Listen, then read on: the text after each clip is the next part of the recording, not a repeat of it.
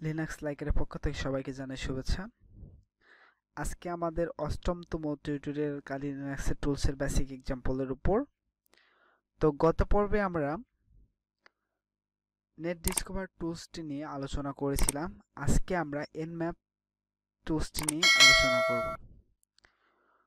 তো এনম্যাপ কি এবং এনম্যাপ কি কাজে ব্যবহৃত হয় আমরা সেটা বিস্তারিত ভিডিওতে দেখব। তো আমরা অ্যাপ্লিকেশনে চলে যাচ্ছি। আর যারা নতুন আমার চ্যানেলে এখনো সাবস্ক্রাইব করেন নাই তারা এখনই সাবস্ক্রাইব করে নেবেন এবং পাশে থাকা বেল আইকনটি টিপে দিবেন। আর ভিডিওটি ভালো লাগলে অবশ্যই লাইক কমেন্ট শেয়ার করতে ভুলবেন না। তো আমরা অ্যাপ্লিকেশন থেকে ইনফরমেশন গ্যাদারিং ক্যাটাগরি থেকে আমরা এনম্যাপস টুলসটি সিলেক্ট করে দিব। তারপর এটা ওপেন করে নিব। ওপেন করার পর আমরা এখানে একটা ইন্টারফেস দেখতে পাচ্ছি। এখানে প্রত্যেকটা টুলসের যে ইউজার ম্যানুয়ালটা আমি আগের ভিডিওতেই বলছিলাম যে এগুলার মানে ইউজার ম্যানুয়ালটা দেওয়াই থাকে প্রত্যেকটা টুলসের, প্রায় প্রত্যেকটা টুলসেরই ইউজার ম্যানুয়ালটা দেওয়া থাকে আমরা কিভাবে এটা ইউজ করতে পারি।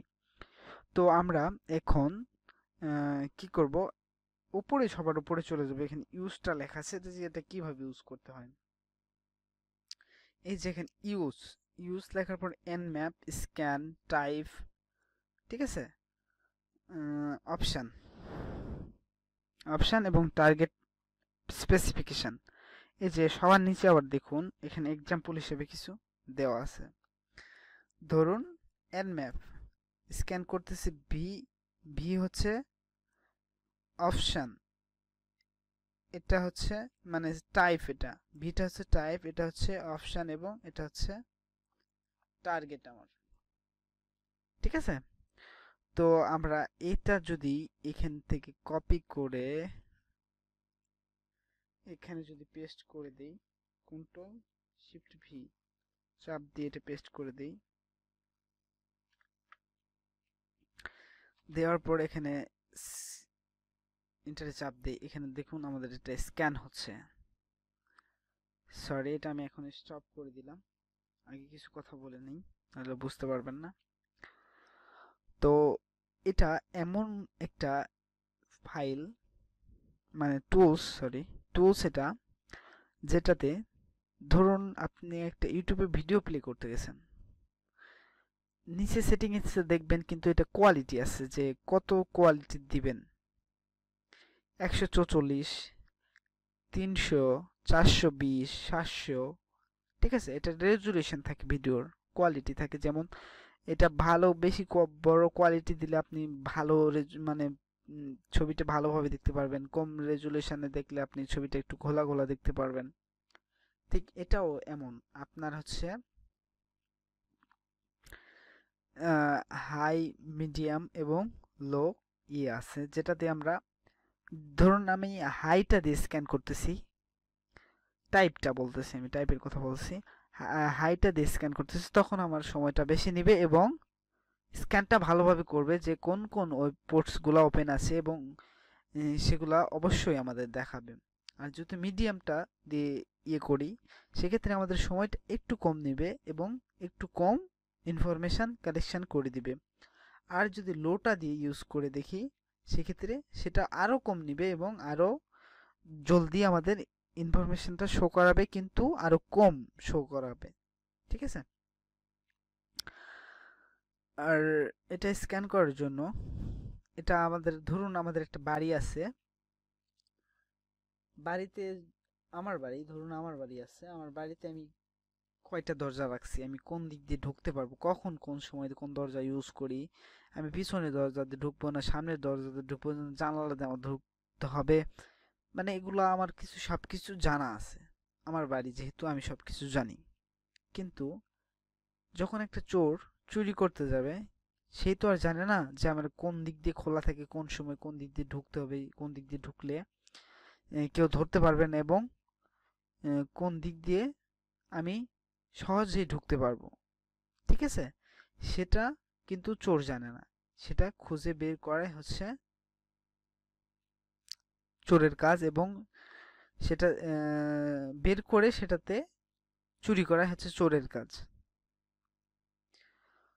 তো এন্ড ম্যাপটা ঠিক এরকমই।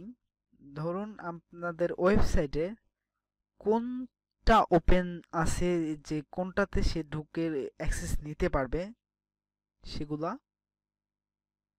এখানে শো করাবে। তো এখন আমরা কথা না বলে শুরু করে দিই কাজ। তো স্ক্যান করার জন্য আমরা প্রথমে একটা টার্গেট ওয়েবসাইট নিব। আমরা যে কোনো আইপি স্ক্যান, যে কোনো ওয়েবসাইট বা ওয়েবসাইটের আইপি স্ক্যান করব না, কারণ এটা সম্পূর্ণ ইলিগাল। এগুলা মানে ইউজ করলে আপনাদের পরবর্তীতে যদি কোনো প্রবলেমে পড়েন, সেটার দায় আমি নিব না। কারণ আমি বলে দিচ্ছি যে এগুলা কোনো পারমিশন ছাড়া কারো ওয়েবসাইটের আইপি বা ওয়েবসাইটের ডোমেইনটা স্ক্যান করবেন না। তো এনম্যাপের আপনি শেখার ক্ষেত্রে আপনি এনম্যাপের একটা নিজের ওয়েবসাইট আছে, সেটা ওপেন, সেটাতে আপনারা স্ক্যান করতে পারেন এবং অ্যাটাক করতে পারেন, সেটাতে কোনো সমস্যা নাই। কিন্তু আদার্স কোনো থার্ড পার্টির ওয়েবসাইটে সেটা ট্রাই করবেন না, ঠিক আছে? আর একটা কথা বলে রাখি যে অল্প বিদ্যা ভয়ঙ্কর। আপনি অল্প কিছু জানেন যে আমি অনেক কিছু জানি, সেক্ষেত্রে আপনি সেটা দিয়ে অনেক কিছু ভুল, আপনার জানার মধ্যে অনেক কিছু ভুল থাকতে পারে।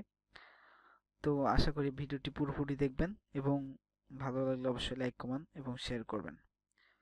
তো এখন আমরা একটা স্পোর্ট আইপি স্ক্যান করে স্পোর্টগুলো দেখব। স্পোর্টটা কি? স্পোর্টটা হচ্ছে একটা ব্যক্তির আপনি নাম জানেন কিন্তু তার বাড়িটা চেনেন না। কিভাবে চিনবেন? বাড়িটা চেনার জন্য আপনাকে যা করতে হবে, ধরুন সেই ব্যক্তির নাম, তার এলাকায় তার নামটা জানেন, নামটা দিয়ে যদি আপনি খোঁজেন, তাহলে অবশ্যই সেই ব্যক্তিটির বাড়ি পেয়ে যাবেন। একজনকে যদি জিজ্ঞেস করেন, অবশ্যই সে যদি জানে অবশ্যই বলে দিবে তার বাড়িটা কোথায়। আর বাড়িটা পেয়ে গেলে তখন তো তারে পেয়ে যাচ্ছেন, তো নতুন করে বলার কিছুই নাই। তো আমরা এখন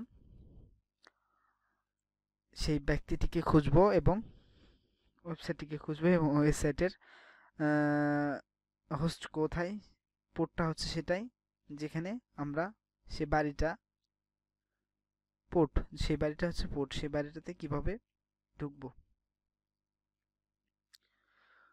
তো আমরা প্রথমে আজকে দেখব যে বাড়িটা খুঁজবো এবং পরবর্তী টিউটোরিয়ালে আমরা দেখব যে বাড়িতে কিভাবে অ্যাক্সেস নেওয়া যায়। তো আমরা এখন দেখতেছি, এখানে আমরা nmap কমান্ডটি দিয়ে দেব। nmap দেওয়ার পর আমরা স্পেস দিব, দেওয়ার পর আবারও হাইফেন দিব, দেওয়ার পর এফ দিব। এফটা হচ্ছে কি? এফটা হচ্ছে, আমি এর আগে বলছিলাম যে কোনো কিছু কোয়ালিটি মানে টাইপ মানে ফাস্ট স্ক্যান করতে চাচ্ছি, এই জন্য আমি এফ দিচ্ছি। এটা বড় হাতে দিতে হয়, এফটা বড় হাতে দিব। দেওয়ার পর আমরা একটা টার্গেট ওয়েবসাইট দিব, যেখানে আমরা স্ক্যান করব, যেটা সেই ওয়েবসাইটটা দিব। তো আমি বারবার বলতেছি যে কারো ওয়েবসাইট আমরা পারমিশন ছাড়া স্ক্যান করব না। তো আমরা শেখার জন্য আমরা লিনাক্সের একটা ওয়েবসাইট আছে, সেটা স্ক্যান করব।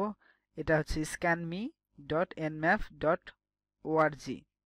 তো সেটা আমরা স্ক্যান করে দেখব। এখন স্ক্যান লিখব, স্ক্যান, তারপর লিখব মি, কোনো স্পেস হবে না, স্ক্যান মি, দেওয়ার পর ডট দিব, ডট দেওয়ার পর আমরা লিখব nmap। nmap লেখার পর আমরা ডট দিব, দেওয়ার পর আমরা এখানে org লিখে দিব, লেখার পর আমরা এন্টারে চাপ দিব। দেখুন এখানে স্টার্ট হয়ে গেছে। এখন এটা স্ক্যান করতেছে এবং স্ক্যান করে আমাদের আউটপুট হিসেবে কিছু দেখাইতেছে। এখানে আউটপুট হিসেবে দেখাইতেছে, এখানে পোর্ট দেখাইতেছে 94টা পোর্ট ক্লোজ রয়েছে এবং কয়েকটা পোর্ট আমাদের শো করেছে 6টা, 100টা পোর্ট স্ক্যান করেছে। এটা দিয়ে আমরা এফ দিয়ে যদি দেই, সেক্ষেত্রে আমাদের 100টা স্পট স্ক্যান করে আমাদের এখান থেকে 94টা পোর্ট বন্ধ আছে এবং 6টা পোর্ট ওপেন আছে। 6টা পোর্টের মধ্যে আমাদের ফিল্ট্রেট দেখাইছে